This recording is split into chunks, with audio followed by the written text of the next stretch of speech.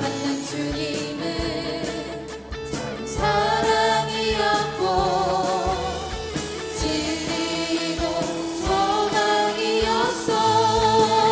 난 예수가 좋다오. 난 예수가 좋다오. 정말 좋아. 난 예수가 좋다오. 주를 사랑한다고 배나처럼 난 예수를 사랑한다오. 무거운 짐진 자 다 내게로 오라. 무거운 짐진 자 다 내게로 오라. 내가 너를 쉬게 하리라. 이 길만의 생명의 길 참 복된 길이라. 항상 내게 들려주셨소. 난 예수가 좋다오. 난 예수가 좋다오. 정말 좋아. 난 예수가 좋다오. 주를 사랑한다고 배나처럼 난 예수를 사랑한다오. 형제자매여 형제자매여 행복을 찾거든 예수님을 만나보세요. 그로 인하여 평안을 얻으며 나와 같이 고백할 거요. 우리 고백하겠습니다. 난 예수가 좋다오. 정말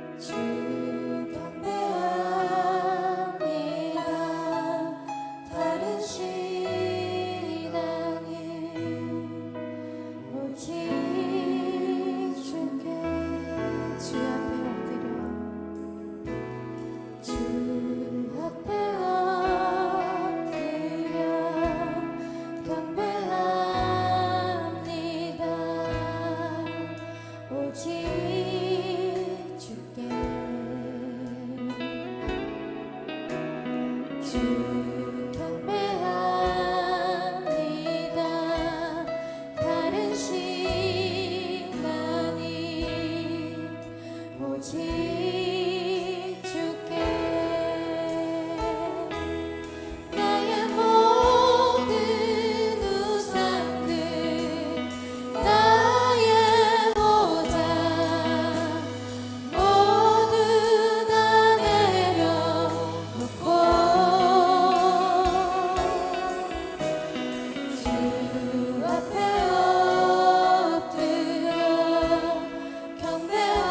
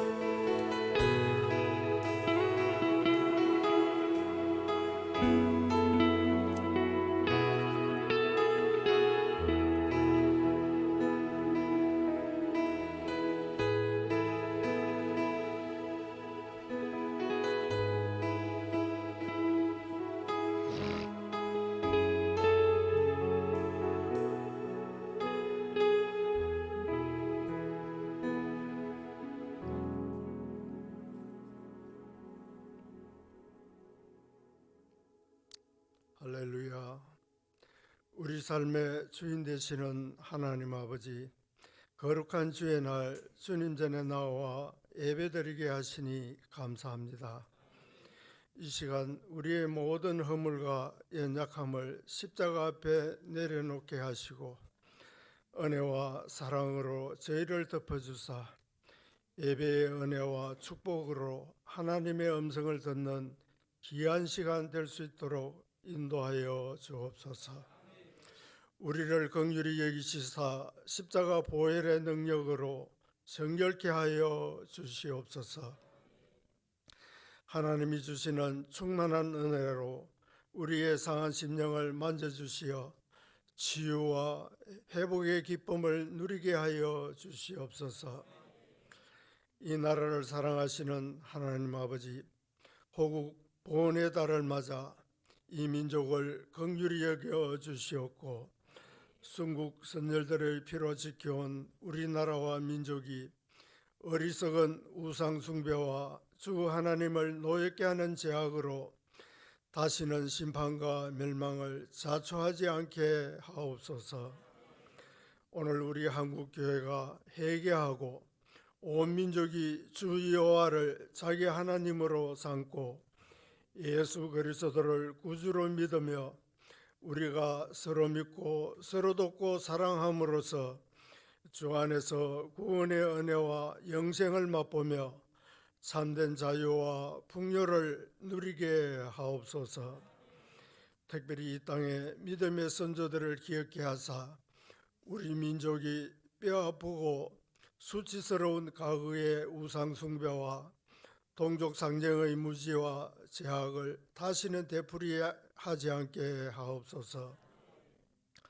하나님 아버지, 간절히 원하옵기는 이 민족을 긍휼히 여겨주셔서 새 정부가 정직하고 능력 있는 인재들로 구성되어 국민에게 희망이 되게 하옵시고 대한민국이 국내외의 모든 도전을 극복하고 번영하는 나라가 되게 하옵소서. 특별히 세우신 대통령과 이정자들이 국민을 위한 정치가 될 수 있도록 도와주시고 열심히 일하는 사람들이 잘 사는 복된 나라를 만들어 갈 수 있도록 도와주시기를 기도합니다. 참 좋으신 하나님, 이 시간 우리들 교회를 위하여 기도합니다. 하업으로 뭉쳐진 한사랑교회 강한중 담임 목사님의 말씀 사역과 중보 사역에 갑절의 영감으로 기름 부어주시고 실만한 물가 푸른 초장으로 교회를 인도하게 하심을 감사합니다. 우리 교회가 한마음 한사랑으로 변합되어 회복을 넘어 부흥으로 나아가게 하옵소서. 우리 삶의 현장에서 가정마다 복음화가 이루어질 수 있도록 시시때때로 간증하시며 말씀을 전가하시는 이연순 부목사님에게도 은총을 주시어 성령으로 기름 부어서 세계를 향하여 영혼구원의 천국 복음을 강하고 담대하게 전하는 영적 능력을 주옵소서. 사랑의 하나님, 교회 학교가 아직도 회복되지 못하여 많이 힘들고 어려운 가운데 있습니다. 특별히 원하고 기도합니다. 우리의 다음 세대를 이끌어갈 정준하 목사님에게 주께서 기름 부어 세우신 목사님, 늘 하나님의 오른팔로 붙드시며 주어진 모든 일들을 능히 감당할 수 있도록 말씀의 축복으로 성령과 지혜로 충만케 하옵소서. 유년주일학교를 비롯하여 중고등부, 대학 그리고 청년에 이르기까지 세상을 넓게 보고 보다 넓은 세상을 꿈꾸는 젊은이가 되게 하시고 주님의 영광을 온전하게 떨칠 수 있는 일에 쓰임받는 사람이 되어 주님의 은혜를 세상에 뿌릴 수 있도록 도와주시옵소서. 가르침의 사도로 베드로와 바울처럼 사랑의 불덩어리가 되고 성령의 용광로가 되며 폭탄이 되는 우성과 솔로몬의 지혜로 하나님이 기이서시는 목사님 되게 하옵소서. 오늘 또 강한중 목사님 말씀을 통하여 우리가 이 어려운 때를 이겨나갈 힘을 얻게 하시고 소망을 갖게 하시고 능력 주실 줄 믿습니다. 저희들 그 말씀을 붙잡고 감사의 영성으로 한 주간도 승리하게 하시고 기쁘고 감사한 삶이 될 수 있도록 도와주시옵소서. 귀한 사명 감당하는 세우신 일꾼과 예배를 위해 섬기고 봉사하는 모든 이들의 헌신에 주의 사랑이 저들의 삶 가운데 축복으로 넘쳐나게 하여 주시옵소서. 사랑의 하나님, 질병 가운데 있는 성도들이 고침을 받고 하나님을 간장하는 자들이 되게 하옵시고 당신의 피 묻은 손으로 저들의 상처와 마음을 만져 주시옵소서. 치료하시는 하나님을 만날 수 있도록 믿음에 믿음을 더하여 주시옵고 큰 믿음으로 승리할 수 있도록 하나님 도와주시옵소서. 오늘 우리의 예배가 성령과 기쁨의 축제로서 온 교회 안에 주님의 영광으로 충만케 하심을 감사하고 평화의 주 예수 그리스도의 이름으로 기도드립니다. 아멘.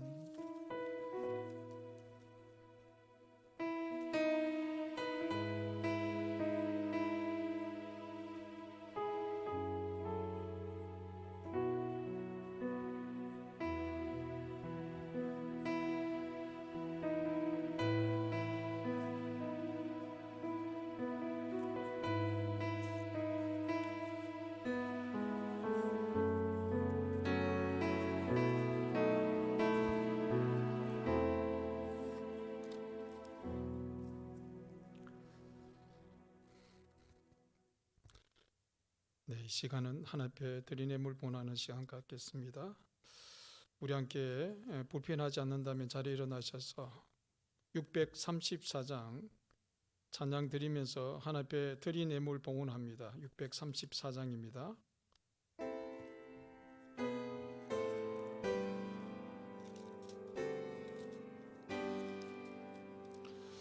모든 것이 주께로부터 왔소니 예물을 주께 드리나이다.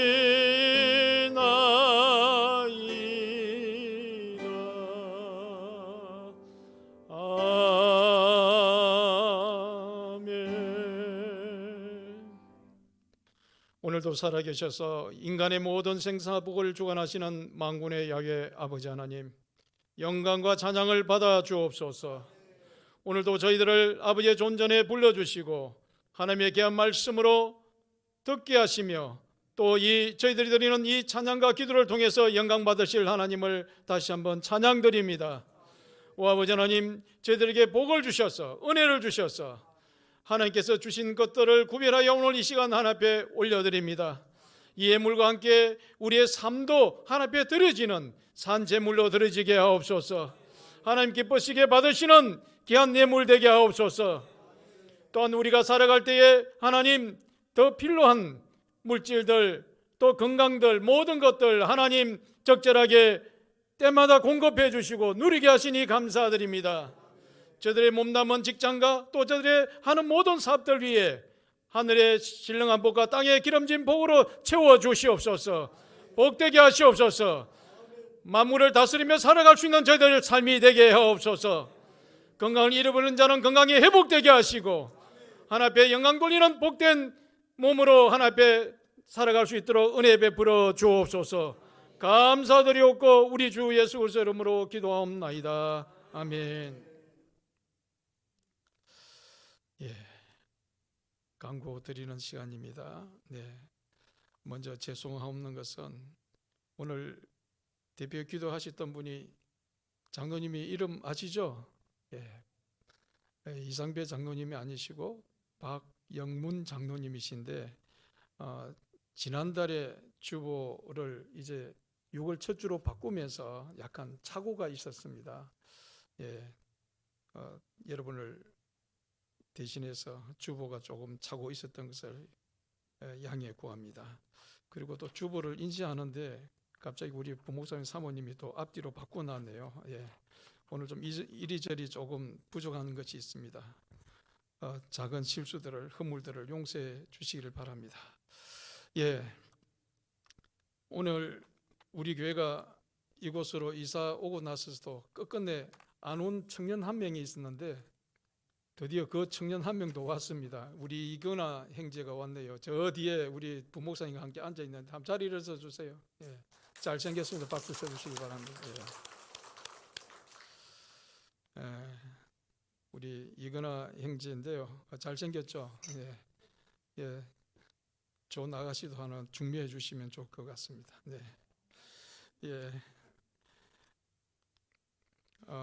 주보 뒷면에 강권란을 한번 참고해 주시길 바랍니다.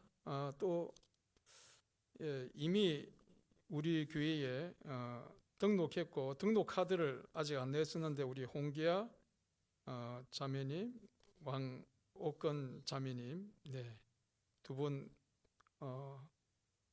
우리 지난주도 같이 했고 계속 뭐 특별한 일이 없으면 중국에서 오신 분들이죠. 같이 예배에 참여하게 되었습니다. 계속 함께 해주시고 오늘 등록 카드를 교회에 제출했습니다. 기도해 주시길 바랍니다. 기도 박수로.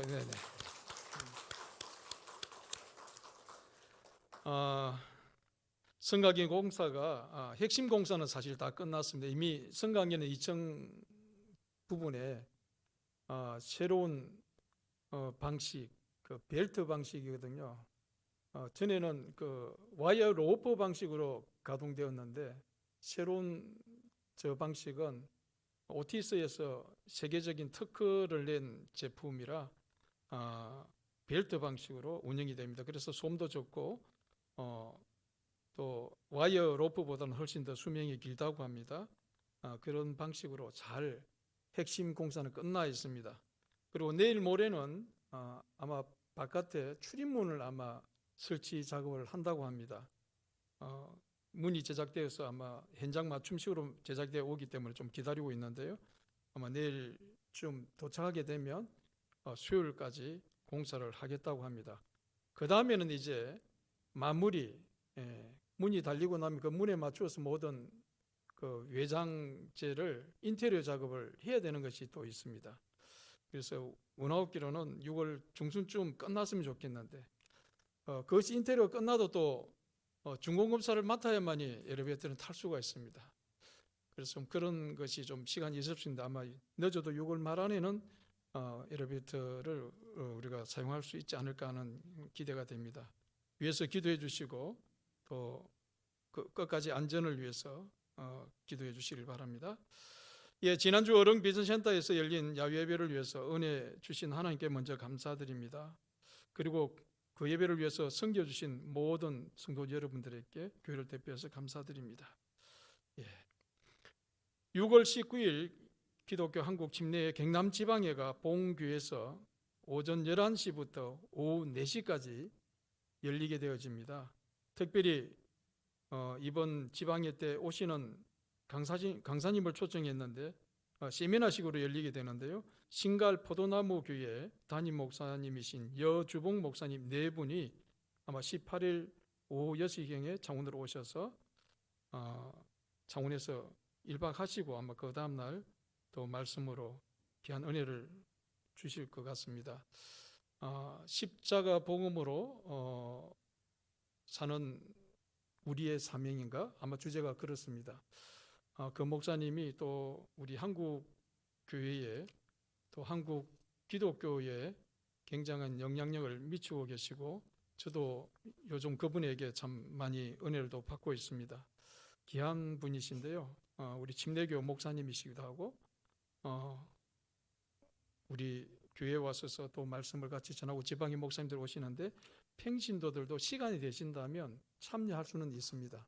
또 외부에서 손님들 오시니까 같이 식사나 또 안내나 또 뭐 차량 이렇게 정리나 이런 것들을 좀 섬겨주실 분들이 있으면 섬겨주시면 고맙겠습니다.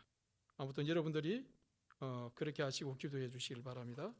그 외에 다른 간구 있었습니까? 없으세요? 오늘 하나님 말씀 같이 봅니다. 하나님 말씀은 마태복음 6장 31절입니다. 마태복음 6장 31절에서 34절까지 보겠습니다.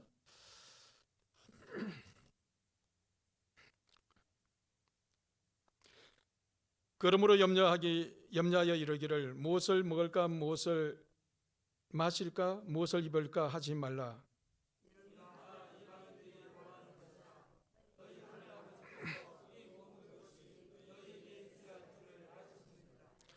그런즉 너희는 먼저 그의 나라와 그의 의를 구하라. 그리하면 이 모든 것을 너희에게 더하시리라. 그럼 내일 일요일 염려하지 말라. 내일 일은 내일에 염려할 것이요 한 날의 괴로움은 그날로 족하니라. 아멘. 오늘 같이 은혜 받고자 하는 말씀의 주제는 우리가 먼저 구해야 하는 것이라는 주제입니다. 한번 따라합시다. 우리가 먼저 구해야 하는 것. 여러분들은 교회에 오시면 먼저 기도하실 때 무엇을 먼저 구하십니까? 어떤 것을 먼저 구하죠? 여러분들의 기도하는 삶을 한번 돌아보시면서 오늘 말씀을 들었으면 좋겠습니다. 또한 우리 박영문 장로님이 또 기도 가운데 6월 달은 무슨 달이라고요? 호국 보훈의 달이라고요. 네. 1950년 김일성이 주도하에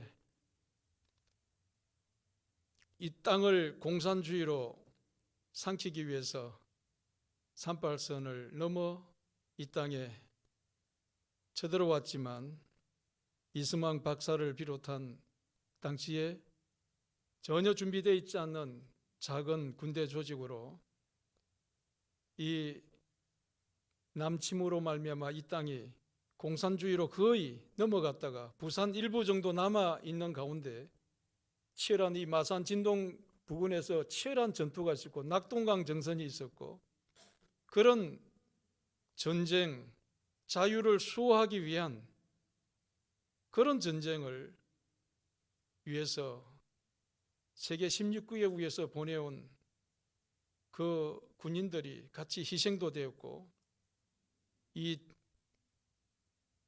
조국이 다 항폐화될 만큼 엄청난 전쟁의 고통들이 있었습니다.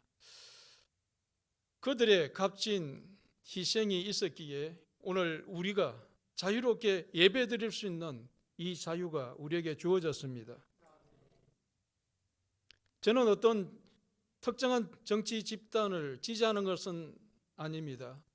그렇지만 우리가 이 땅에 어떻게 이런 자유스러운 가운데 하나님 앞에 예배드릴 수 있다는 이것이 얼마나 큰 축복인지 또 얼마나 큰 대가를 지불하고 이 자리에 우리가 그 자유로 이 자리에 앉아 있는지 깊이 생각해 보시고 나라를 위해서 희생한 그들을 뜻을 또 한번 깊이 생각해 보는 귀한 이달이 되기를 주님의 축원드립니다.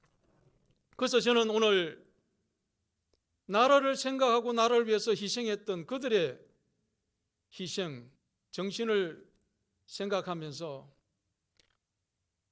그런 비슷한 성격을 가지고 있는 영적인 하나님의 나라에 대해서 살펴봄으로써 우리가 육신적인 이 땅의 나라에 대해서도 같이 한번 생각해보는 시간이 되었으면 좋겠다는 마음이 하나님이 감동을 주셔서 오늘 특별히 오늘 본문을 선택하게 되었습니다.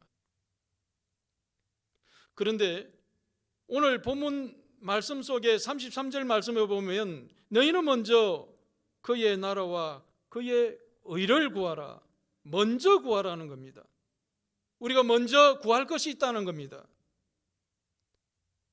우리가 하나님 앞에 나왔을 때에 먼저 구할 것을 구하지 않으면 그 순서가 흐트러지면 하나님께서도 기뻐 받으시지 않는다는 의미도 그 속에 담겨져 있다고 볼 수도 있겠죠.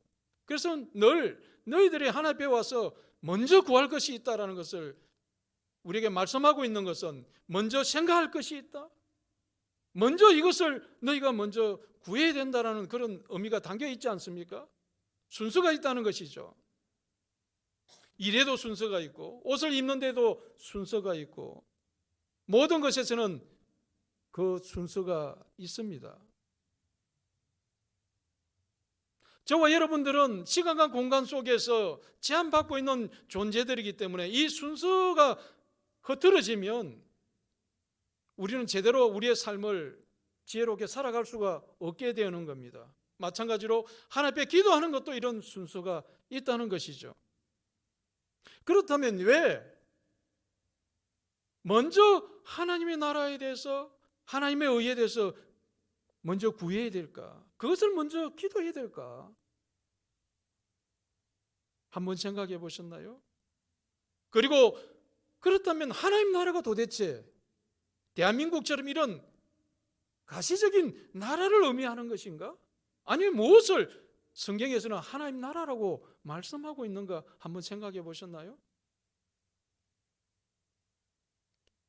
오늘 이 아침이 그 하나님의 나라에 대해서 깊이 정리되어지고 우리 기도하는 그것의 가장 최우선 가치가 바로 하나님 나라라는 것을 여러분들이 깊이 깨닫게 되는 이 아침이 되기를 주님의 축원드립니다.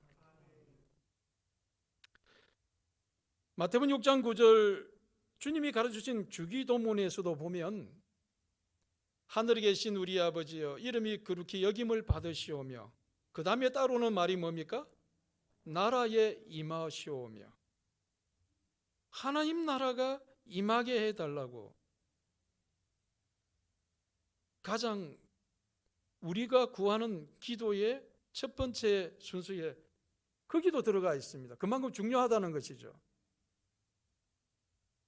먼저 하나님 나라와 의를 구하라는 이 말씀을 주님은 성경 다른 곳에서 마태복음 4장 17절에서는 어떻게 표현한 줄 아십니까? 회개하라 천국이 가까웠느니라. 할렐루야. 그렇게 표현했어요.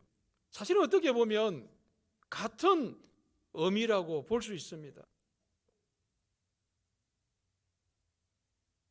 그렇다면 왜 하나님 나라를 이처럼 먼저 구하는 것이 중요한 것인가?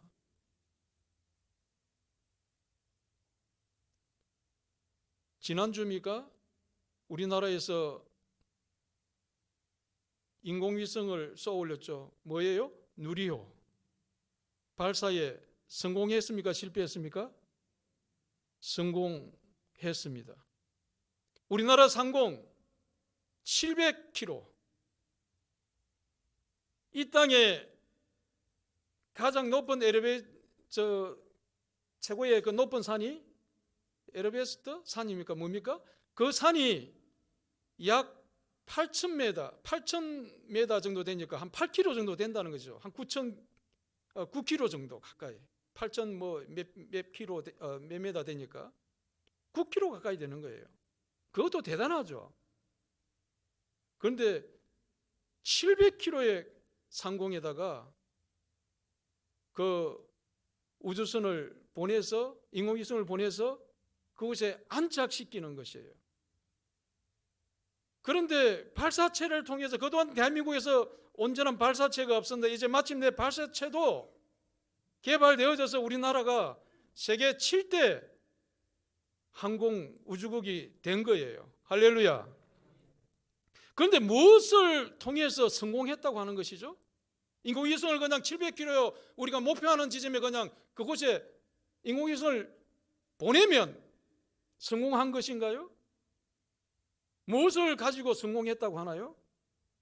700km 상공에 인공위성이 우리 한반도를 중심으로 돌게 되어지지만 결국은 지상에 있는 간제소에서 그 700km에 있는 그 인공위성과 무엇이 되어야 됩니까? 통신이 되어야 돼요. 소통이 되어져야 성공했다고 하는 겁니다. 맞습니까? 만약 지상에 있는 통제소에서 인공위성을 신호를 보내도 응답이 없고 통제가 안 되어진다면, 소통이 안 되어진다고 한다면 그 인공위성은 실패한 거예요.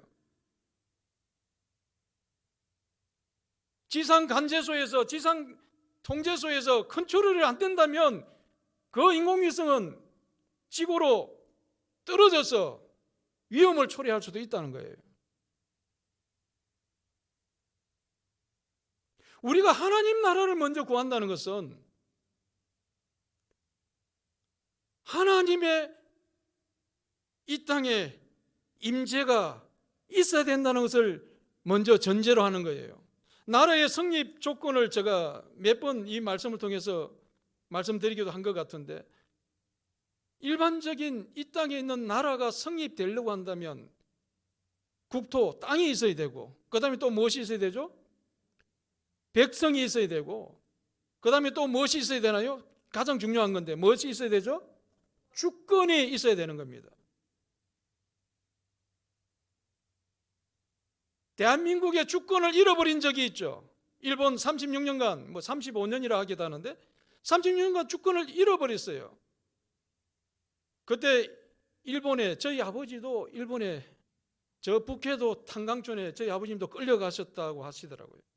15명이 끌려갔다가 도망쳐가지고 오는데 북해도의 그 높은 눈구덩이 속에서 빠져가지고 15명이 살아났는데, 작은 목선을 하나 훔쳐가지고 15명이 나오시다가 암초에 걸려가지고 파손이 돼서 물에 다 빠졌는데, 그 15분이 뒤로 깍지점을 해서 암초를 둘러싸고, 암초가 바닷물이 파도 치면 보였다 안 보였다 그러잖아요. 그러니까 그 암초에 빠지지 않도록 이렇게 깍지를 쥐고 있다가 중국 상선을 만나가지고 살아놓으셨다는 그런 이야기를 제가 들었습니다. 정말 어떤 신화 같고 이야기 같은 그런 말씀을 들었는데, 그래서 제가 어린 시절에는 그때 살아나왔던 어른들이 가끔 저희 집에 찾아와서 같이 만나서 이야기하시는 그런 모습을 제가 어린 시절 몇 번 보았습니다. 나라의 주권을 잃어버리면 우리가 아무리 열심히 노력하고 일을 하고 한다 한들 우리가 모든 그 수고한 땀 흘린 대가가 우리의 몫이 되는 것이 아니고 다 누구 몫이 되는 거예요? 일본 놈 몫이 다 되는 거예요. 다 빼앗기게 되는 거예요. 그래서 이 나라가 성립되려면 가장 중요한 것, 주권이 있어야 된다. 사실 우리 한반도에는 땅은 그대로 있었지 않습니까? 땅을 일본 사람들이 자기 바다 쪽으로 우리 한반도를 포크레인 뜨듯이 떠가지고 자기 나라로 가져간 거 아니잖아요. 여전히 한반도에 그대로 있고 여전히 일본으로 끌려간 사람들도 있었지만 남아있는 사람이 더 많이 있었잖아요. 그럼에도 불구하고 나라가 잃어버렸다. 그것은 무엇을 의미하는 겁니까? 주권을 잃어버렸다는 것이죠. 주권을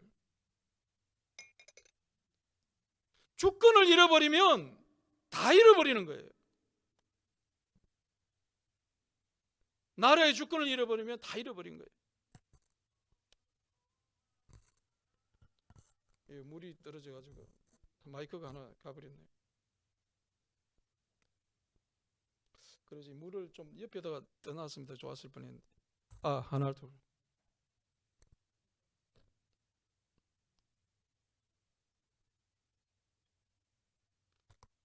주권을 잃어버리면 다 잃어버린 거예요. 이것은 무엇을 의미하느냐? 하나님께서 당신의 백성들에게 하나님의 주권이 미치지 않는다고 한다면 그는 누구의 자식이란 겁니까? 마귀의 자식이에요. 너희는 먼저 하나님의 나라를 구하라는 것은 곧 저와 여러분들에게 하나님의 임재를 구하고 하나님의 통치를 구하고 하나님의 주권이 미치도록 구하라는 겁니다. 할렐루야. 그것을 다른 말로 표현하면 하나님의 임재를 구해야 되는 거예요. 우리가 아름다운 찬양을 하나님께 드렸고 일본 복음 메시지를 하나님께 우리 박동수 권사님이 앞에 잘 전하셨지만 또 우리 박영문 장로님 통해서 은혜로운 기도가 있었지만 우리가 드리는 이 예배 가운데 하나님이 임재가 없다고 한다면 아무런 의미가 없는 거예요.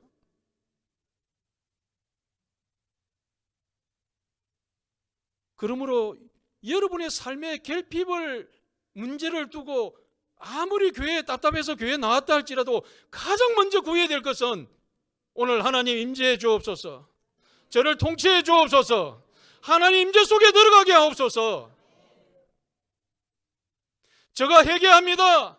하나님이 회개합니다. 하나님 나라가 저에게 임하게 하옵소서. 할렐루야. 하나님이 임재하지 않고는 우리가 드리는 예배도 의미가 없는 겁니다. 아무리 좋은 말로 하나님의 기도를 올리고 아무리 설득이 뛰어난 설교를 이 강단에서 한다 한들 내 마음속에 하나님의 임재가 없다면, 하나님 나라가 내 마음에 임하지 않는다면 아무런 의미가 없는 거예요. 나라라고 하니까 단순히 그냥 우리는 표현이 나라라고 표현되어 있으니까 마치 하나님이 마지막 새 예루살렘 이 땅에 임하고 뭐 그런 것을 상상하기 쉬운데요. 오늘 주님이 회개하라 천국이 가까웠느니라, 그 말씀도 천국이란 그 말이 천국으로 표현되었지만 똑같은 바실레야 하나님의 나라를 의미하는 말씀이거든요. 그냥 말로 천국으로 표현되어졌지만 물론 킹덤 오브 갓으로 표현되기도 하고 헤븐 오브 갓이라고 표현되기도 해요. 일반적으로 킹덤 오브 갓이라고 표현되는 그 하나님의 나라의 의미는 하나님의 실제적인 통치를 구하라고 말씀하는 것이에요. 헤븐 오브 갓이라고 영어에서 표현될 때는 예수님이 실제적으로 일하시는 나라, 귀신을 쫓아내고 임재할 때 헤븐 오브 갓이라고, 헤븐 오브 바실레이라고 이렇게 표현되기도 하는 거예요. 우리는 이러한 하나님의 나라에 대해서 우리가 그 의미들을 바르게 깨닫고 또 알았으면 더 좋겠습니다. 그래서 우리는 이 하나님의 나라에 대한 의미를 성경 말씀을 통해서, 몇 군데 말씀을 통해서 좀 더 그 의미를 살펴보았으면 좋겠습니다. 마태복음 12장 28절에 보면 같이 한번 먼저 읽어보시겠습니다. 마태복음 12장입니다. 12장 28절 같이 한번 읽어볼까요? 시작. 그러나 내가 하나님의 성령을 힘입어 귀신을 쫓아내는 것이면 하나님 나라가 이미 너희에게 임하였느니라. 여기서 말씀하고 있는 하나님 나라가 어떤 의미인지 여러분 이제 이해가 되시죠? 하나님의 성령이 우리에게 임하시고 그것을 힘입어서 귀신을 쫓아내는 것이면 하나님 나라가 이미 너에게 임하였느니라. 할렐루야. 내 마음속에 더러운 생각, 악한 생각, 이런 모든 것들이 하나님의 성령에 의해서 다 사라지면 이미 우리 마음에 무엇이 임한 거라고요? 하나님 나라가 임한 거라는 겁니다. 할렐루야. 그러니까 하나님의 주권이 미친다는 것은 하나님으로부터 우리는 컨트롤되고 하나님 앞에 우리를 자신을 내어드리고 하나님이 우리를 인도하시고 하나님이 우리를 당신의 아들이라고 인쳐주시고 우리를 날마다 만나주시고 우리에게 말씀하시고 이끌어 주신다는 의미지 않습니까? 소통이 된다는 의미지 않습니까? 할렐루야. 700km에 있는 상공에 있는 인공위성이 우리 누리호 우주센터에서 간제를 다 하고 컨트롤을 하고 통제가 되고 있다는 것 아니겠습니까? 할렐루야. 그럴 때 그 인공위성이 유익하게 우리나라에 그 인공위성을 쏘아 올리는 그 목적대로 쓰임받고 있는 것이잖아요. 만약 여러분들이 이 땅에서 하나님의 어마어마한 축복을 누리게 되어지고 그런 부자가 되어졌고 그런 높은 지위에 성공을 했던 사람이라 할지라도 하나님이 그 사람과 함께 하지 않는다면 그것은 간제소에서 통신되지 않는 위험성이 있는 인공위성이나 다를 바 없는 존재가 되는 겁니다. 오늘 저와 여러분은 하나님의 형상으로 지음받은 존재지만 하나님이 우리에게 임재해 계시고 우리 안에 계시고 성령을 통해서 우리는 하나님과 통신할 수 있는, 하나님과 소통할 수 있는 존재가 되어질 때 우리는 귀한 존재가 되는 것입니다. 할렐루야. 그래서 우리가 가장 중요한 것, 회개하고 하나님 나라가 내 속에 온전히 임하는 것을 날마다 우리는 기도해야 될 줄 믿습니다. 구해야 될 줄 믿습니다. 여러분이 하나님의 한 자녀가 되었다 하지만 계속 하나님의 자녀의 삶으로 유지시켜가는 것이 그 다음에 나오는 의를 의미하는 겁니다. 하나님이 기뻐 받아들일 수 있는 상태를 의라고 하는 것이거든요. 우리가 그 하나님의 기뻐 받으시는 그 나라의 임재에, 하나님 나라가 임재해서 그렇게 살아가는 존재로 살아가게 되는 것이 바로 의로운 그 존재를 의미하는 겁니다. 우리 여기서 잠깐 하나님 나라에 대해서 좀 더 제가 설명을 하고 의에 대해서 넘어가고자 하는데요. 에베소서 5장 18절을 한번 같이 한번 찾아서 읽어보십시다. 에베소서 5장 18절입니다. 신약성경 에베소서 5장 18절 315쪽이네요. 제가 가지고 있는 성경은 그렇습니다. 315쪽에 에베소서 5장 18절부터 21절까지 한번 읽어볼까요? 18절부터 21절까지 시작. 말라 성령 충만함을 받으라. 시와 찬송과 신령한 노래들로 서로 화답하며 너희의 마음으로 주께 노래하며 찬송하며 범사에 우리 주 예수 그리스도의 이름으로 항상 아버지 하나님께 감사하며 그리스도를 경외함으로 피차 복종하라. 아멘. 여러분, 술 취하지 말라. 이는 방탕한 것이니 오직 무엇으로 충만함을 받으라? 성령으로 충만함을 받으라. 할렐루야. 성령으로 충만함을 받으라. 성령을 누가 보내신 겁니까? 예수 그리스도. 할렐루야. 예수님이 자신을 대신해서 내가 떠나가는 것이 너에게 유익이다. 예수님을 보내신다고 했어요. 예수님이 성령을 보내신다고 했어요. 그래서 마가의 다락방에 불과 10일 만에 마가의 다락방에 주님의 약속대로 성령이 임하시게 된 거예요. 할렐루야. 우리에게 성령이 오셨다는 것은 무엇을 의미하는 겁니까? 성령님이 내게 오셨다는 것은 하나님과 나와의 소통이 지금 이루어지고 있는 거예요. 할렐루야. 그런데 술 취하지 말라. 성경에 술을 취하지 말라는 말씀 있고 물론 술 먹지 말라는 말씀도 약간의 구약에 있기는데 여러분 술은 먹을 수도 있습니다. 부부간의 식사 시간에 가정에서 와인 한잔 할 수 있어요. 술 먹는 것이 죄는 아니에요. 그런데 술에 취했다는 것은 무엇을 의미하는 겁니까? 술에 의해서 내가 컨트롤을 당한다는 겁니다. 내 의지로 나아가야 되는데 술이 나를 끌고 가는 거예요. 시골에서 일하면서 막걸리 한 잔 더운데 교회 다니는 권사님, 집사님들도 술 한 잔씩 하시는 분 계세요. 그렇게 술 한 잔 먹는 것이 죄가 아니에요. 우리나라 복음이 들어올 때 너무 무절제하게 술에 취해서 엉망되고 하니까 우리 선교사들이 정말 이거를 엄하게 엄격하게 가르쳤어요. 술, 담배를 엄격하게 가르친 거예요. 여러분 담배도요 피울 수 있습니다. 그런데 요즘 대마초 담배가 좀 위험하죠. 그런데 대마초가 실은 어떤 환자들에게는 대마초를 좀 피워줘야 그 사람 심리적인 안정이 되어서 일상적인 생활을 할 수 있는 특별한 사람들이 있습니다. 그래서 외국에 캐나다나 저기는 대마초가 조금 이렇게 되어져 있어요. 우리보다 엄격하지 않아요. 호주에도 그렇고요.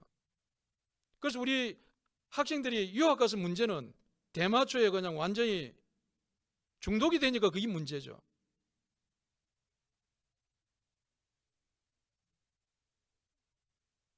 여러분, 술에 취한다는 것, 술을 마시게 만들고, 처음에는 내가 마시지만 한 잔 두 잔 들어가다 보면 나중에 내가 마시는 것이 아니라 술이 계속 마시게 만드는 거예요.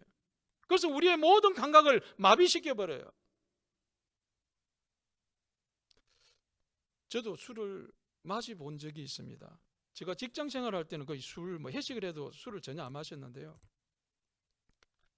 제가 20대 초반에 시골 내려갔더니 저희 동네는 좀 자그마한 동네예요. 근데 밑에 큰 동네가 한 100가구 이상 되는 동네고, 저희 동네는 한 40, 50가구 정도 되는데, 그 동네 저하고 비슷한 또래 청년들하고 초등학교 가가지고 명절날 같이 만나고 축구 시합을 했는데, 도저히 저희들이 저도 축구 차는 실력이 없거든요. 공차는 실력이 없거든요. 근데 저도 축구를 같이 그때 해가지고 어떻게 해서 저희가 우승해가지고 상품을 탔는데 뭐 타신 줄 압니까? 막걸리 한 마를 상품으로 탄 거예요. 예, 막걸리 한 마를. 그 막걸리 한 마를 상품으로 탔더니 얼마나 땀을 마시고 목이 흘렀는데, 저도 술을 안 먹는데 그날은 그냥 마실 물이 없어갖고 막걸리를 한 사발 부어 죽을래 뻘끔뻘끔 마셔버렸어. 다 마셨어요. 마셨는데 문제는 그 한 잔 마시고 나서 제가 완전히 사경을 헤매었습니다. 어떻게 된 일이냐면, 막걸리 한 마리에다가 대병 소주 한 대병을 거기다 누가 타버린 거예요. 그러니까 완전히 믹스돼 가지고 독한 막걸리가 된 거죠. 그때부터 오바이트를 하고 막 제가 비몽사몽으로 제가 술을 안 마시다가 마시나 놓으니까 완전히 입으로 코로 그냥 눈물 엉망이 되고 막 정신 없어 하니까 동네 한 살 많은 형이 어떻게 해서 2km는 되는 저희 집까지 데리고 와가지고, 그때 제가 기억으로는 저희 어머님이 기억하고 있는지는 모르겠는데, 한 번도 술 마신 적도 없는 애가 술에 떡이 돼가지고 오바이트 해가지고 옷이 엉망 돼가지고 와놓으니까 저를 막 손발 다 씻어가지고 방에 뉘어져서 겨우겨우 그 다음날 일어나서 그렇게 생활할 수 있는 그런 적이 있었는데요. 그래서 제가 그때 확실하게 술 취하는 것이 아니는 것이라는 것을 미리 경험한 본 적이 있습니다. 그렇게 술 취해 놓으니까 땅이 막 이렇게 춤을 추더라고요. 예. 전봇대가 막 이렇게 저한테 그냥 자꾸 다가오는 것 같더라고요. 예. 그래서 자꾸 저는 피하려고 하다가 넘어지고 이러는 것을 느꼈는데, 정상적인으로 내가 컨트롤이 안 되는 겁니다. 술 취하나 놓으면 이런 현상이 일어나는 거예요. 우리가 정상적으로 하나님과 소통하고 살아야 되는데 소통할 수가 없어요. 하나님의 성령의 충만을 받아서 하나님과 소통이 되어야 되는데 하나님과 소통이 안 된다는 것이죠. 그래서 오늘 성경은 술 취하지 말라, 방탕한 것이니 성령 충만함을 받으라. 할렐루야. 바로 성령 충만함을 받는 우리의 신앙의 삶이 되어지는 것이 하나님 나라를 구하고 하나님 나라로 삶을 살아가는 것이에요. 할렐루야. 그러므로 여러분들은 하나님의 성령을 구해야 하는 겁니다. 하나님 나라를 구해야 하는 겁니다. 하나님 통치를 구해야 되는 겁니다. 하나님의 임재를 구해야 되는 겁니다. 할렐루야. 그렇다면 이러한 하나님의 나라, 이 삶을 유지하고 성령 충만함을 유지해 가는 것은 그 뒤에 19절에 나와 있죠. 시와 찬송과 신령한 노래들로 서로 화답하며 너희 마음으로 주께 노래하며 찬송하며 범사의 우리 주 예수 그리스도의 이름으로 항상 아버지 하나님께 뭐 하라고요? 감사하라고요. 여러분, 신앙에서 감사를 잃어버리는 순간에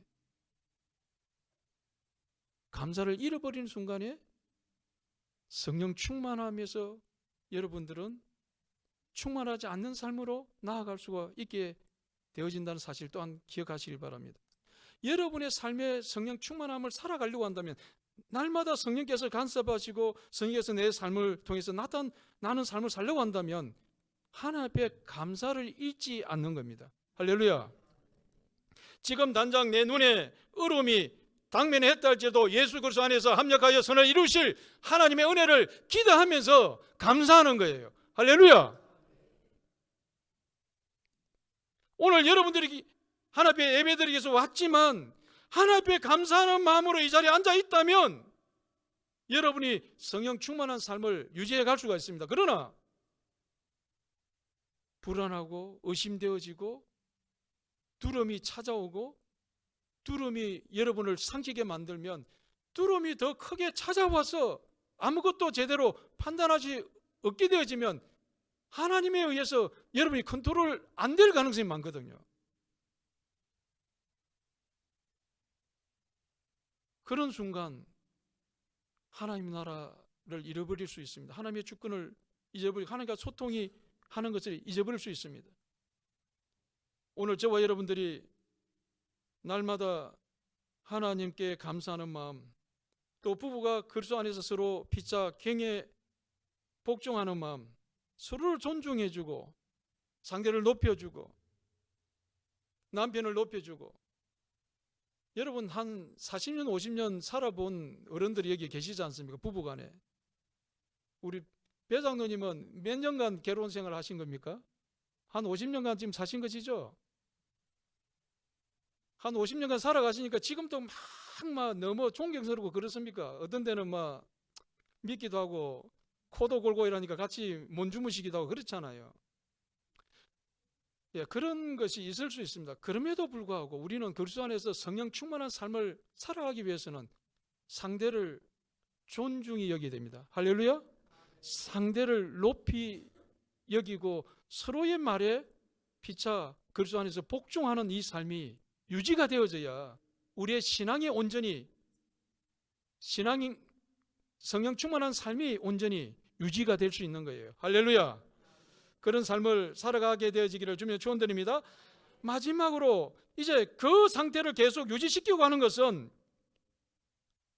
앞에서 말하는 하나님 나라와 하나님의 의를 구하는 것인데, 그 하나님의 의가 무엇인가 한번 따라합시다. 하나님이 받아들일 수 있도록 되는 것.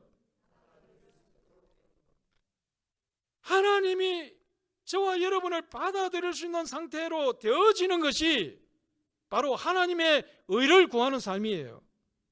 그것을 다른 말로 표현하면 믿음으로 사는 것이에요. 믿음으로. 히브리서 11장 6절에 보면 하나님께 나아가는 자는 반드시 그가 상 주시는 이심을 뭐 해야 된다고요? 믿음이 없이는 무엇을? 하나님이 기쁘시게 할 수 없다. 하나님이 기쁘시게 하려면 믿음이 있어야 된다. 그래서 하나님께 나아가는 자는 믿음을 가지고 가야만이 하나님과 소통할 수가 있어요. 할렐루야. 그래서 우리에게 반드시 믿음으로 살아가는데 마태복음 2장을 한번 같이 잠깐 살펴보십시다. 마태복음 2장입니다. 마가복음 2장입니다. 마가복음 2장 한번 같이 보십시다. 성경을 같이 한번 펴보십시다. 마가복음 2장. 하나의 마가복음 2장 여러분이 잘 아는 사건이 우리에게 소개하고 있는데요. 우리 마가복음 2장 2절에서 5절까지만 한번 같이 한번 읽어보십시다. 시작. 많은 사람이 모여 문 앞에까지도 들어설 자리가 없게 되었는데 예수께서 그들에게 도를 말씀하시더니 사람들이 한 중풍병자를 4사람에게 메워가지고 예수께로 올세 무리들 때문에 예수께 데려갈 수 없으므로 그 계신 곳에 지붕을 뜯어 구멍을 내고 중풍병자가 누운 상을 달아 내리니 예수께서 그들의 믿음을 보시고 중풍병자에게 이르시되 작은 자야 내가 제 사함을 받았느니라 하시니. 네. 자, 여기 보십시오. 이 중풍병자가 예수님을 만나면, 이 중풍병자의 네 친구는 예수님만 만나면 반드시 치료될 수 있다고 믿은 사람입니까? 믿지 않은 사람들입니까? 믿은 사람입니다. 첫 번째는 사람들 때문에 그 병자 친구를 데려갈 수가 없었어요. 너무나 사람들이 미어 터지니까 예수님이 서로 치유받겠다고, 예수님 한번 만나겠다고 얼마나 사람들이 많이 모여들었으면, 성경에 5,000명이 모였다고 또 성경에 말씀하고 있잖아요. 4,000명이 모였다고 말씀하고 있잖아요. 아무튼 이 가버나움 이 지역의 이 집에 그 정도는 안 모였다 할지라도 최소한 한 1,000명 이상은 아마 모여들었던 것 같아요. 그렇게 사람들이 갑자기 모여드니까, 가정집에 모여드니까 중부병자 눈 상체로 들고 가니까, 들것을 들어가 가니까, 요즘처럼 들것은 아니겠지만 그런 들것으로 들고 가니까 도저히 주님 만나기는 불가능하잖아요. 그래서 그들 가운데 누가 아이디어를 냈는지 모르지만, 야, 우리 지붕을 허물자. 예수님이 계신 저 집 안에 계시니까 우리 지붕을 흘러내서 이 상을 달아내리자. 그것은 무엇을 곧 의미합니까? 지붕을 뜯어내고 거기에 비용 드는 모든 것을 책임지겠다는 의미가 들지 않습니까? 그것을 희생시켜서라도 친구를 예수님 만나기만 하면 뭐 될 수 있다? 나을 수 있다라는 믿음 때문이었어요. 할렐루야. 그래서 저들의 믿음을 보시고, 다른 성경에서는 또 오늘 본문에서도 그들의 믿음을 보시고잖아요. 그들의 믿음을 보시고 5절에 보십시오. 같이 한번 읽어보십니다. 시작. 예수께서 그들의 무엇을 보시고? 믿음을 보시고, 그 친구들의 믿음을 보았다는 겁니다. 이미 이런 대가를 지불한 그들의 마음 자세를 보니까 주님이 믿음이 드러난 거잖아요. 그래서 믿음을 보시고 주님이 치유해 주신 거예요. 할렐루야. 그렇습니다. 여러분, 우리는 하나님의 의를 구하기 전에 믿음을 가지고 나오지는 못하고 그냥 따바라총 쏘아대듯이 하나님 마구 기도한다고 하나님 들으시는 것이 아니에요. 정말 믿음을 가지고 오늘 하나님의 통제 속에, 하나님의 임재 속에 제가 들어가기를 원합니다. 이미 저 속에 오신 성령님 나타나시옵소서. 오늘 하나님 임재의 소통을 이루어 주시옵소서. 내 속에 계신 성령님, 오늘 하나님과 소통하고 싶습니다. 하나님 앞에 하나님 나라가 임하게 해달라고, 또 하나님 기쁘시게 받으실 만한 조건을 가지게 해달라고, 그것이 예수 그리스도 이름으로 기도하는 것이고 예수 이름으로 여러분이 구하는 것이고 믿음을 가지고 구하는 것입니다. 여러분들이 믿음을 가지고 구하지 않는다면 하나님의 의를 이룰 수가 없는 겁니다. 하나님께서는 반드시 우리의 믿음을 보십니다. 할렐루야. 오늘 그 믿음을 보시고 주님께서 작은 자야 소자야 내 죄사함을 받아내라 하시니, 그리고 나서 그 밑에 쭉 읽어가 보면 어떤 내용이 나옵니까? 물론 뭐 바리새인들 중간에 태클을 거는 그런 장면들이 있지만, 여러분 10절부터 12절까지 한번 그 밑에 한번 읽어보십시다. 시작. 그러나 인자가 땅에서 죄를 사하는 권세가 있는 줄을 너희로 알게 하려 하노라 하시고, 중풍병자에게 말씀하시되 내가 내게 이르노니 일어나 내 상을 가지고 집으로 가라 하시니, 그가 일어나 곧 상을 가지고 모든 사람들 앞에서 나가거늘 그들이 다 놀라 하나님께 영광을 돌리며 이르되 우리가 이런 일을 도무지 보지 못하였다 하더라. 아멘. 바리새인들이 댓글이 그렇지만 제사함을 받은이라는 말과 상을 들고 가라는 말, 그 둘 가운데 어느 것이 더 쉽겠느냐? 여러분, 무엇이 더 쉬울까요?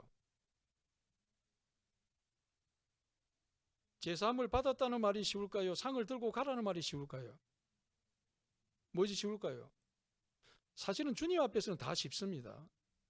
그러나 인간의 눈에 보기로는 중풍병자 누워서 꼼짝도 못하는 중풍행자 보고 상 들고 가라는 말이 훨씬 더 어렵죠.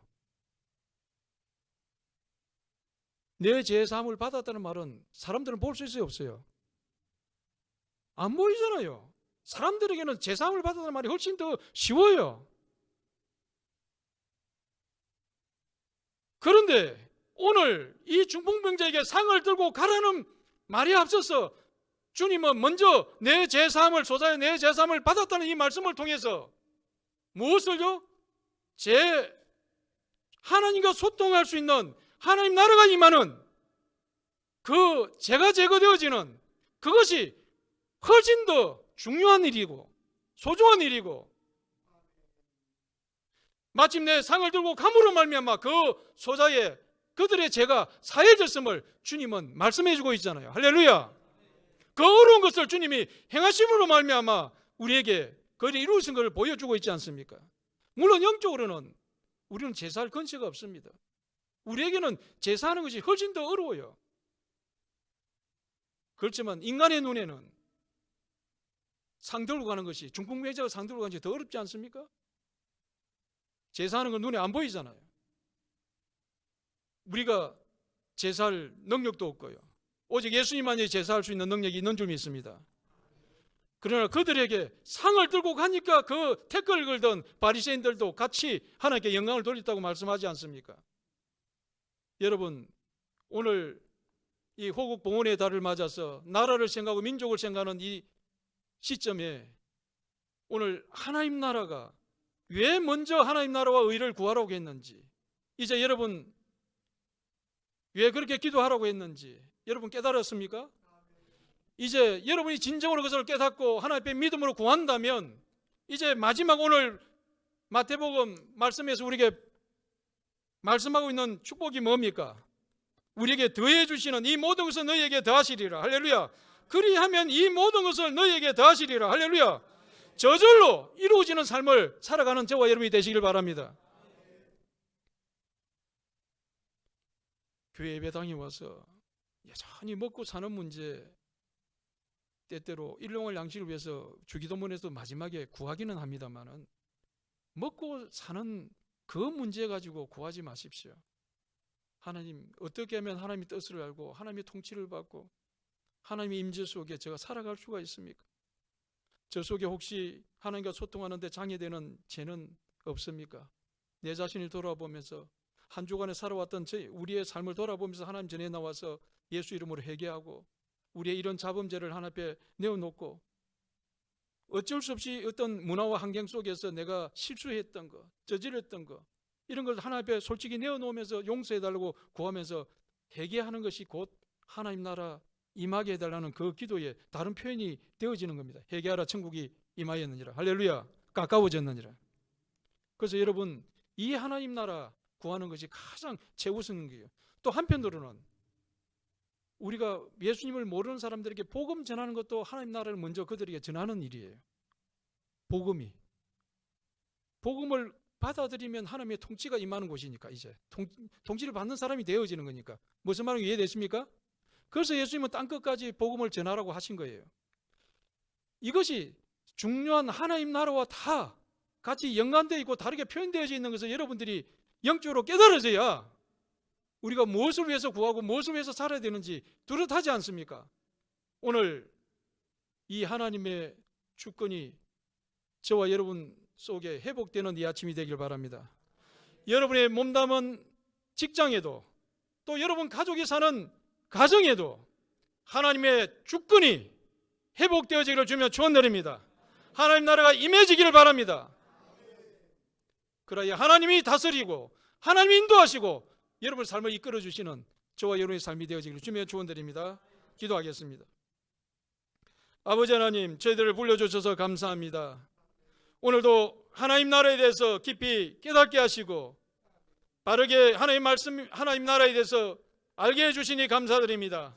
너희는 먼저 그의 나라와 그의 의를 구하라고 하신 주님의 말씀을 붙잡고 이제 우리가 가장 먼저 이것에 최우선 순위를 두고 먼저 구할 수 있는 우리 한사람교회 모든 성도들 되게 하여 주옵소서. 그래야 날마다 의식주에 관한 모든 것들은 하나님께서 더해 주시는 복을 누리게 하여 주옵소서. 우리는 하나님 나라를 구했지만 누리고 입는 것, 의식주는 저절로 이루어지고 그 복을 누리게 되는 우리 한사람교회 모든 성도들의 삶이 되어지도록 인도하여 주옵소서. 감사하고 우리 주 예수 그리스도 이름으로 기도합나이다. 아멘.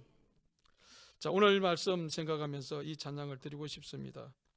주여 지난밤 내 꿈에 배였으니 490장입니다.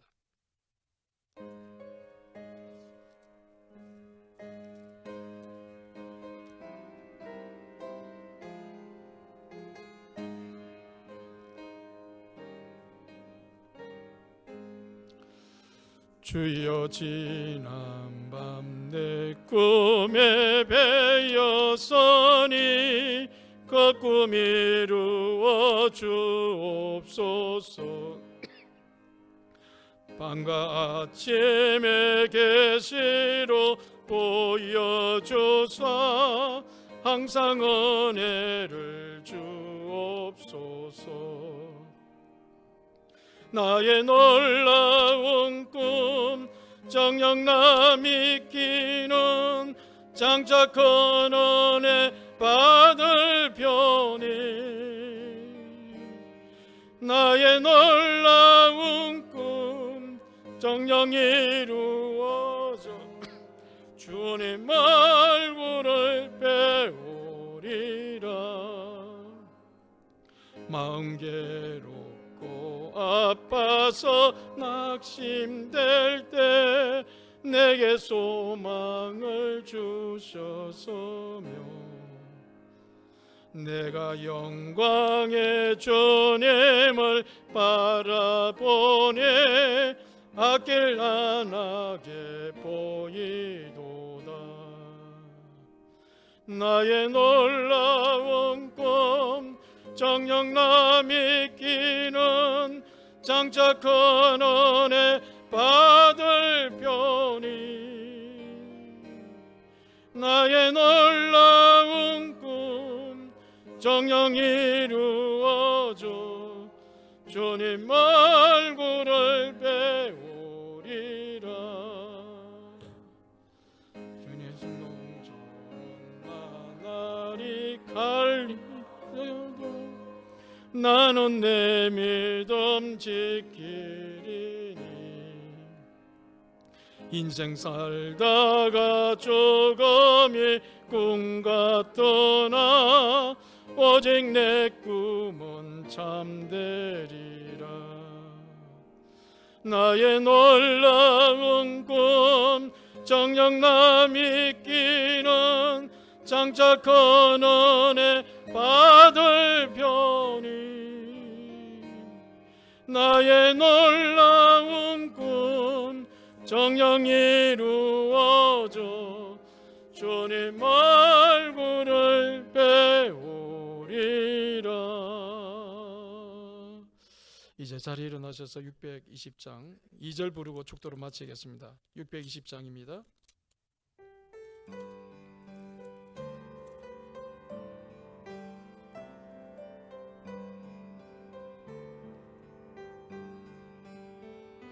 주님이 뜻하시니 헤아리기 어렵더라도